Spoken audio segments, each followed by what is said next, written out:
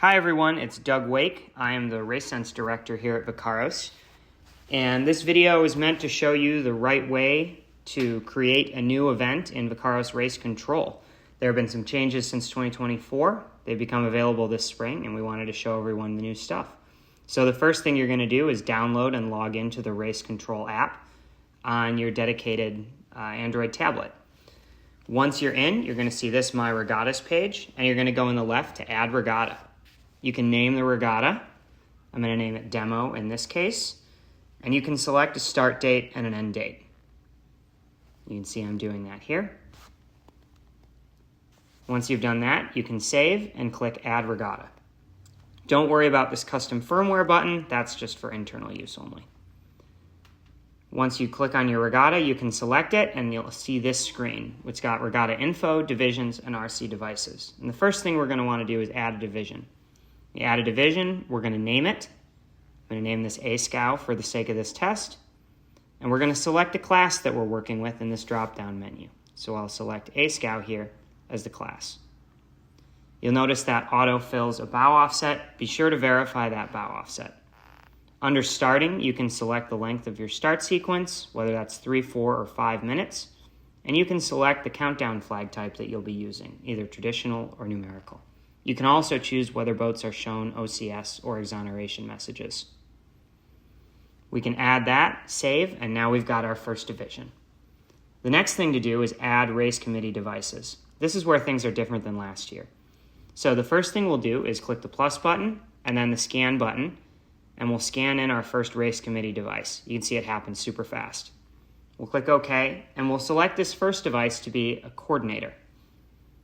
We'll name it. I typically name my coordinator just Cord, since we're limited to 5 characters, and we'll save.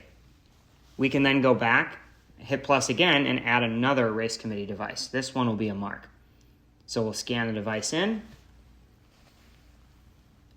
We'll make sure that it's configured to have the role of a mark, and then we'll give it a name, whether that's boat end, pin end, whatever it may be.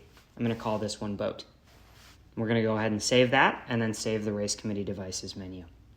So the next thing we'll do is click into our division, where we have the options to see participants and course. So the first thing we're going to do is go ahead and add a participant to our regatta. Participants are more or less boats that are sailing in your event. So to do that, we're going to click on the pencil in the participants menu and then the plus button. You'll see here that you can add a bit of information about each participant. You can add the sail number, bow number, name, however you identify the boat first is the easiest way. Next, we're going to select the Atlas serial number and the scan button again. We'll take our participant's Atlas, tap the power button, and then we'll be able to scan their QR code. Now you can see this device does not have an active RaceSense pass.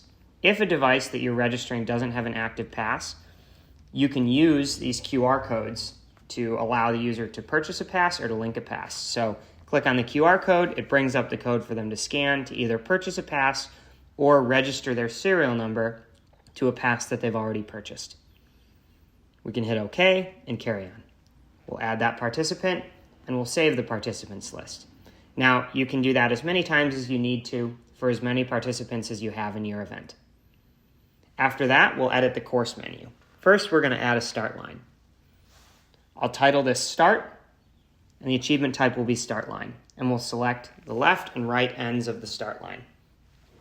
Now, this is where things can get a little tricky for people. The way that you select left and right in race control has to do with how the boats approach a line. So for a start, that's pretty intuitive. The left end would be the pin, the right end would be the boat for an upwind start. Now, if you're finishing downwind through that same start line, those would be flipped. So as the boat is approaching from the weather side of the start line, the boat end would be the left side and the pin end would be the right side.